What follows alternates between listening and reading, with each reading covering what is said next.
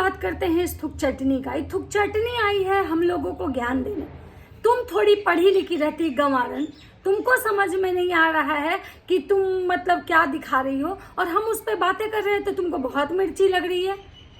थोड़ा सा अगर तुम में शर्म रहता ना तो तुम ऐसा कांड ही नहीं करती, और तुम कांड करो।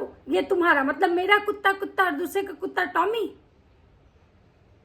मतलब इतनी बेशर्म औरत है। लड़की तो ये है नहीं, इतनी बेशर्म औरत है। इसकी तो बेशर्मी की जितनी बात कहे जाए ना वो कम है। लेकिन आज तो इसने ना पूरी सारी ही बेशर्मी की हदें पार कर दी। इसके जैसा बेशर्म अगर किसी घर में हो जाए ना, किसी घर में अगर ऐसे बेशर्म किसी की बेटी हो जाए ना, तो शायद उस घर को नर्क ही बना दे, जैसे ही इस लड़की ने पूरे अपने घर को नर्क बना दिया। और आज आई है बहुत ज्ञान की बात बताने। इसको किस बात की मिर्ची लगी भाई, किस बात की इसको मिर्ची लगी जो इस टाइप से एकदम भन भनाते हुए आके और लोगों को ज्ञान दे रही है। और इसको कौन नजर लगाया भाई? क्या है इसमें, क्या है तुम में जी, क्या है तुम में? किस चीज के लिए तुमको कौन नजर लगा रहा है? तुम ना ज्यादा सुंदर हो, ना ज्यादा तुम पढ़ी लिखी हो, ना ज्यादा तुम्हारे पास कोई ऐसा धन है, तो तुमको नजर किस चीज में कौन लगा रहा है? तुम किसको कह रही हो बार बार कि तुमको बहुत नजर लग रहा है, बहुत तुम्हारे नींबू मिर्ची और तुमको ये मतलब ऊंचा जा रहा है? हाँ, तो तुम्हारी सास इसलिए ऊंच रही होगी क्योंकि उसको उम्मीद नहीं था ना कि हमारा जो निकम्मा बेटा है इससे कौन ब्याह शादी करेगा। और तुमको तो भाई नींबू मिर्ची तो तुम्हारे पे टंगेगा ही टंगेगा, क्योंकि भाई सास को भी यही लग रहा है कि ऐसी ऐसी सुलक्षणी बहू हमको दोबारा कहाँ से मिलेगी। तो वही वाली चीज है।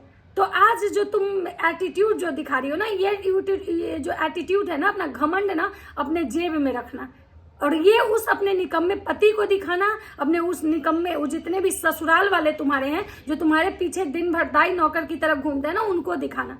ये एटीट्यूड यहाँ पे तुम्हारा कोई बर्दाश्त नहीं करेगा, और हम रिएक्शन वाले तो बिल्कुल नहीं करेंगे। तुमको क्या लगता है कि तुम्हारे ये रिएक्शन वाले जो तुम्हारे ऐसे ही इनका घर चल रहा है क्या? और तुम किसको गाली दे रही हो? तुम रिएक्शन वाले का नाम लेके अपने ऑडियंस को टारगेट कर रही हो, अपने ऑडियंस को गाली दे रही हो। यहाँ इतना चूतिया कोई नहीं है। और तुम आज जो खुद को इतना घमंड दिखा रही हो, बाप रे, अरे बाप रे, अरे बाप रे, गंवार कहीं की। 2 अक्षर पढ़ी लिखी नहीं है, लेकिन शो ऑफ करना तो कोई इससे सीखे। पूरे चलते फिरते नौटंकी की दुकान, नमक हराम कहीं के। जिसका नमक खाती है उसी के साथ गद्दारी करती है, जिस थाली में खाती है वहीं पे हक के चली आती है, और बात आई है बड़ा बड़ा करने। तो चलिए दोस्तों, आज मैं इनके बारे में बहुत सारी चीजें बताऊंगी जो इन्होंने कांड किया है। नमस्कार दोस्तों, कैसे हैं आप लोग? उम्मीद कर रही हूँ बहुत अच्छे होंगे, स्वस्थ होंगे, मस्त होंगे और अपने अपने काम में व्यस्त होंगे। मैं प्रिया शर्मा और मैं अभी के अपने इस ब्लॉग में आप लोग का स्वागत कर रही हूँ। दोस्तों, आज मैं बात करने आई हूँ उस औरत की जो घटिया है, नीच है, गलीज है, बदतमीज है, और सबसे तो बड़ा कि नमक हराम है। जिस थाली में खाती है वहीं पे हक देती है, और हगने के बाद भी उसको चाट लेती है। इसका नाम थुक चटनी। बार बार ये थूक चाटती है, बार बार इसको राज परिवार लात मारता है, और उसके बाद ये जाके बार बार थूक चाटने पहुंच जाती है। उनके पैरों में गिर के गिड़गिड़ाती है, उनके खानदान के एक एक शख्स से माफी मांगी। पता है क्यों? डॉलर की वजह से। क्योंकि इसको पता था कि कहीं ना कहीं व्यूज वहीं से आएगा, कहीं ना कहीं वही बंदा है जो हमको मेरे लिए मतलब इतना किया। लेकिन हाँ, ये तो है नमक हराम।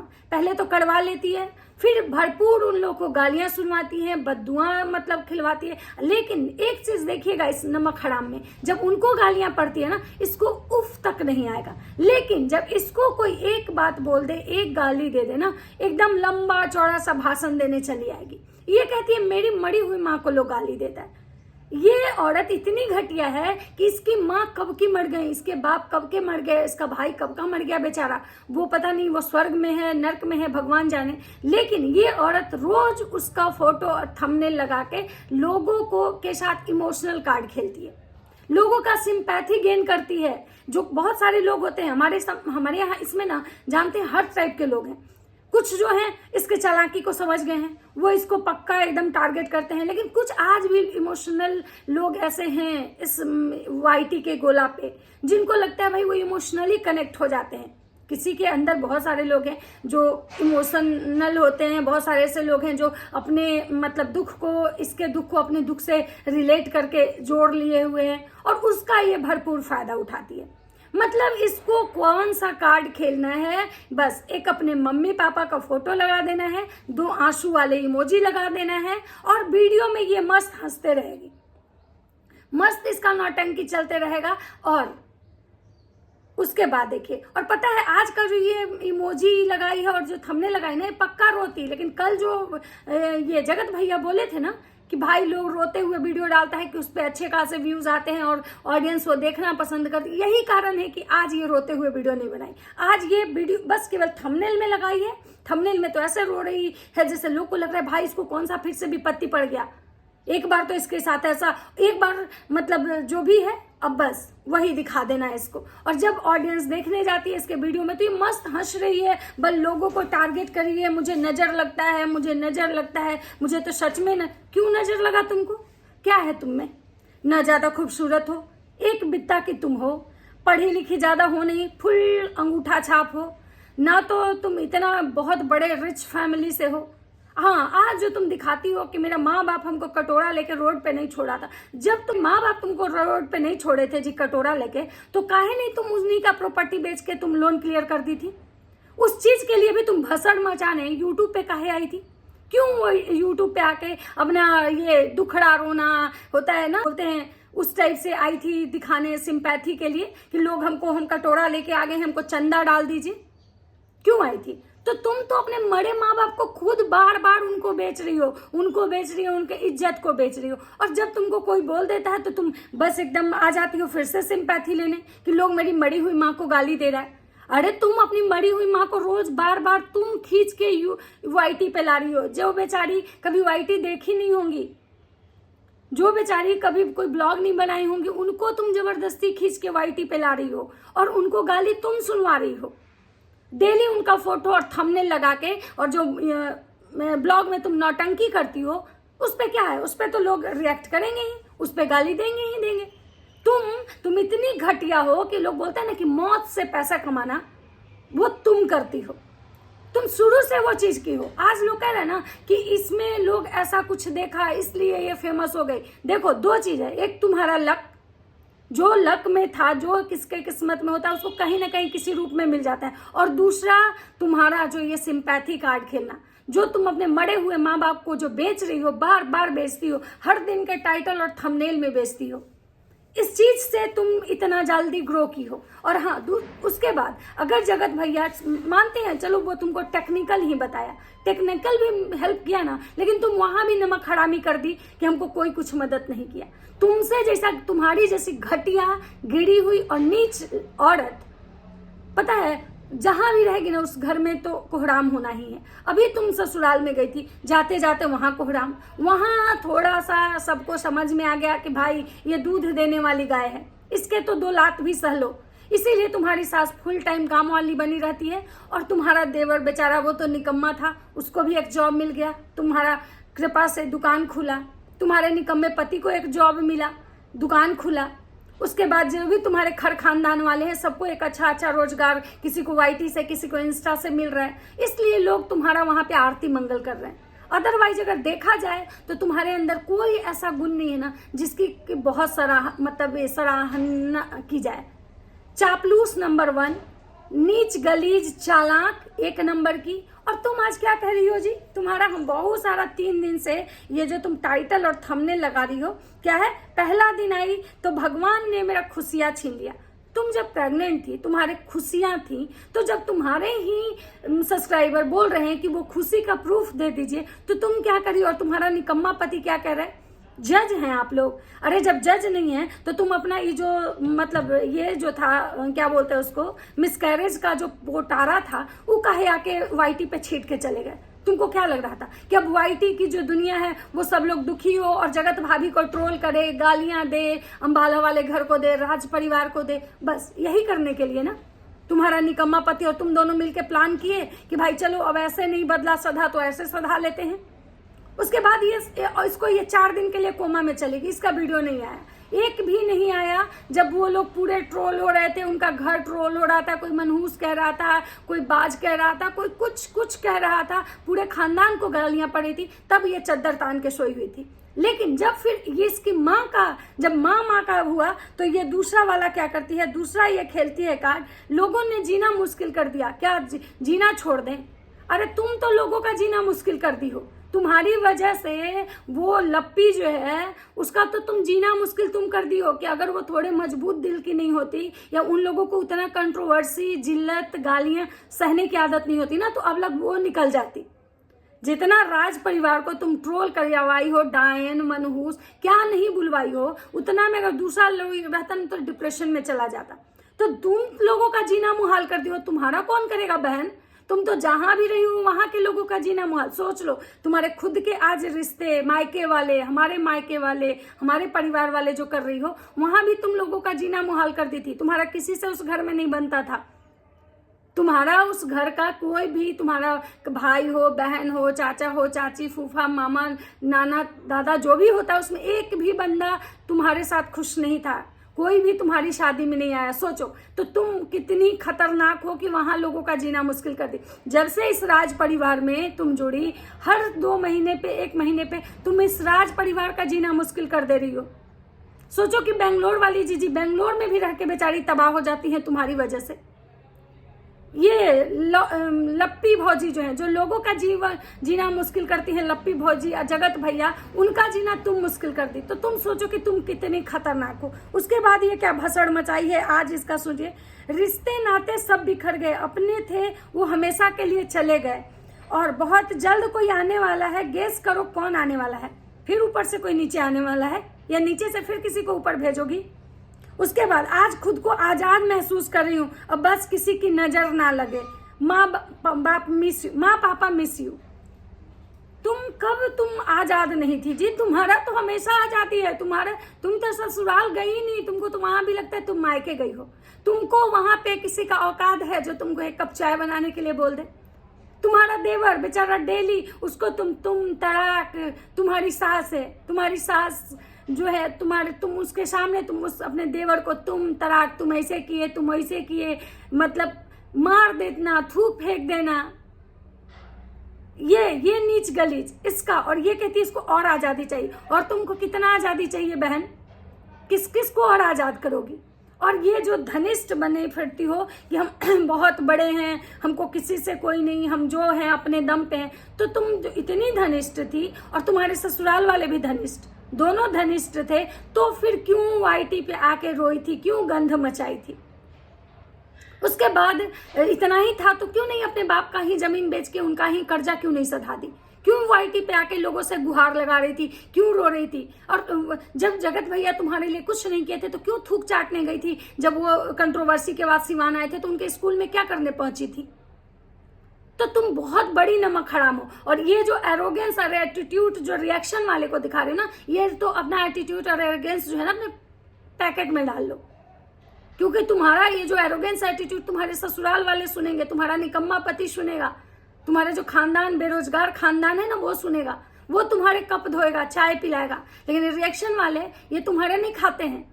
तुम्हारे माँ बाप जो भी छोड़ के गए ना, वो तुमको, तुम्हारे लिए, ना कि इससे रिएक्शन वाले का ये चलता है। और रिएक्शन वाले आज तुमको बहुत बुरे लगने लगे, क्योंकि रिएक्शन वाले ये कहने लगे कि भाई मिसकैरेज का रिपोर्ट दिखाओ, नहीं है तो अल्ट्रासाउंड रिपोर्ट दिखाओ, तो तुमको बहुत बुरे लगने लगे यही रिएक्शन वाले। और 2 दिन पहले तुम यही रिएक्शन वाले का बहुत बड़ाई कर रही थी, क्योंकि उन्होंने तुम्हारे बारे में अच्छा बोला था। उनका ये कहना था कि तुम बच्ची हो, तो उस दिन रिएक्शन वाले बहुत अच्छे थे। जब रिएक्शन वाले जगत भैया के पूरे परिवार को टारगेट करते हैं, गालियां दे रहे थे तुम्हारी वजह से, जगत भाभी को डायन, मनहूस कह रहे थे, तो रिएक्शन वाले बहुत अच्छे थे। जब यही रिएक्शन वाले जगत माता को टारगेट कर रहे थे, उनको भला बुरा बोल रहे थे, गालियां दे रहे थे, तो बहुत अच्छे थे। और जब आज बात तुम्हारे पे आई, जब रिएक्शन वाले और तुम्हारी जो ऑडियंस है जब हाथ धो के तुम्हारे पीछे पड़ गई कि नहीं तुमको प्रूफ दिखाओ तभी हम मानेंगे, तो तुमको कुछ समझ में नहीं आया, तो तुम आज लड़ने आ गई। और जब लड़ना ही था तो कमेंट सेक्शन क्यों ऑफ कर दी? तुम अपना तो बात था तो तुम रख ली, जो तुमको बोलना था, जितना एरोगेंस, घमंड, एटीट्यूड, और भाड़ में जाओ, भाड़ में तुम रिएक्शन वाले को भेज रही हो। बहुत वो दिन दूर नहीं है जो तुम बहुत जल्दी भाड़ में जाओगी। और भाड़ में जाना क्या होता है ना, वो तुमसे बेहतर कोई नहीं जानता होगा, क्योंकि तुम वहीं से निकल के आई हो।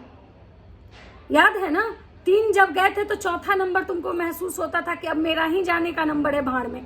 तो दूसरे के लिए कोई बददुआ देता है, दूसरे को गालियां देता है ना, तो याद रखना, अगर बिना मतलब के दे रहे हो ना तो घूम के तुम पे जरूर आएगा। अगर कोई तुम दिखा रहे हो, कह रहे हो मेरा पर्सनल है, हम नहीं दिखाएंगे, तो तुम बाकी चीज क्यों दिखाओगे, क्यों दिखाओगे? और फिर लोगों को क्यों बोलोगे कि आप मेरे चैनल पे सब्सक्राइब कर दीजिए, मुझे सपोर्ट कीजिए, क्यों? और जब तुम्हारे मन की बात वो लोग नहीं करेंगे तो तुम उनको भाड़ में भेज दोगे। तो ऐसा है कि अबर जाना ना, अबर अगर भाड़ में जाने लगना तो अपने पति, अपना जो तुम्हारा ससुराल है, अपने पति को, अपने सास को, ससुर को, देवर को, जो भी तुम्हारा यहाँ का खानदान है उस सब को लेके भाड़ में जाना, क्योंकि वहां का तो सबको भाड़ में भेज ही दी तुम। अब यही वाले बचे हुए हैं तो इनको अब जाना तो भाड़ में लेते जाना, क्योंकि कुछ समय के बाद ये जो तुम गंध मचा रही हो ना, इससे तुमको भाड़ में जाने के लिए मिलेगा। और जो तुम ये प्रेगनेंसी का, मिसकैरेज का जो मजाक बनाई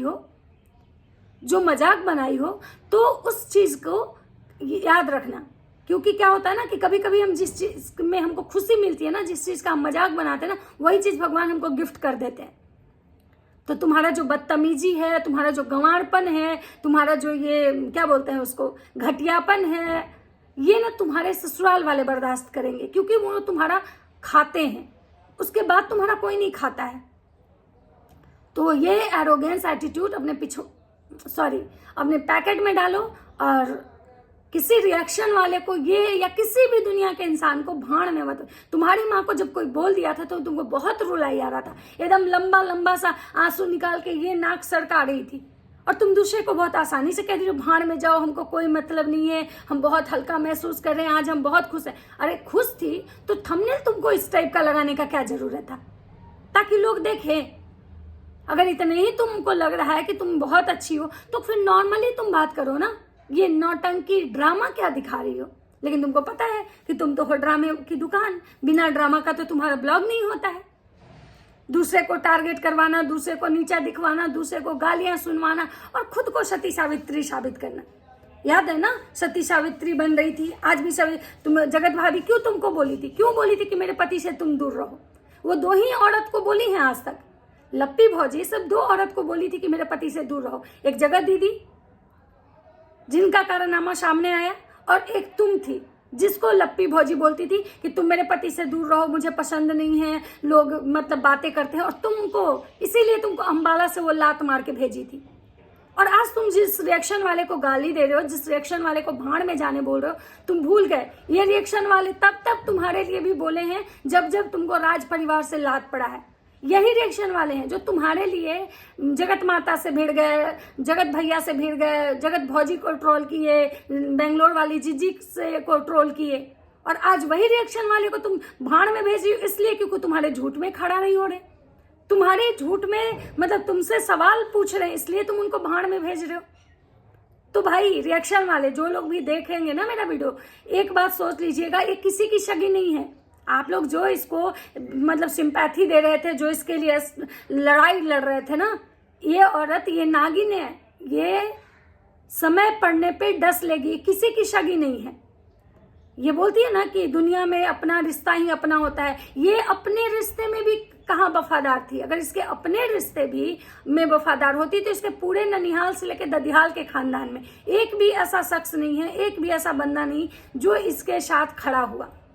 तो आप सोचिए कि किसी की सगी नहीं है, ऐसा कैसे हो सकता है। आप लोग भी एक समाज में रहते हैं, एक औरत हैं, लड़की हैं, जो कोई भी है, हमारा पूरा दुनिया खिलाफ हो जाए, पूरा खानदान खिलाफ हो जाए, तभी 4 आदमी खानदान के जरूर हमारे साथ होते हैं।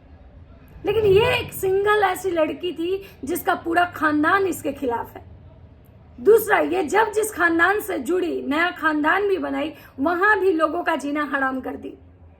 ससुराल गई तो वहां लोगों का जीना हराम। तो ये लड़की वो है, जब इसके मन की बात होती है तो इसको बहुत अच्छा लगता है, तब ये एकदम अपना इमोशन वाला चेहरा लेके आती है, और जहां इसको लोग सच का आईना दिखाता है तो ये जगत माता वाला बात है, एकदम बद्दुआ, भाड़ में जाओ करने चली आती है।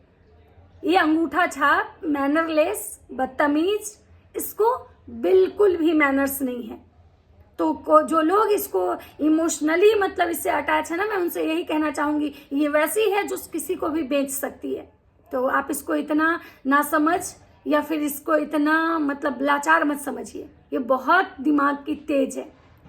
एक भुट्टो रानी के पति बोले थे कि भाई ये बहुत तेज है, 6 महीने में यूट्यूब से अपना लोन चुकता कर ली, यूट्यूब से ही अपना घर चला रही है और यूट्यूब से अपना दुकान भी खोल ली। तो आप सोच सकते हैं कि ये किस टाइप की, जगत भौजी से इसका लड़ाई रहता है और जगत भैया से मैसेज और चैट में बात करती है। तो आप सोच सकते हैं कि किस टाइप की ये तेज है। तो चलिए दोस्तों, इससे आप लोग सब समझ में आ गया होगा आप लोगों को कि मैं क्या कहना चाह रही हूँ। तो चलिए, अगर वीडियो अच्छा लगे तो लाइक, कमेंट और शेयर बहुत जरूर कीजिएगा और चैनल पे नए तो सब्सक्राइब जरूर कर दीजिएगा। मिलते हैं नेक्स्ट वीडियो में, तब तक सबको राधे।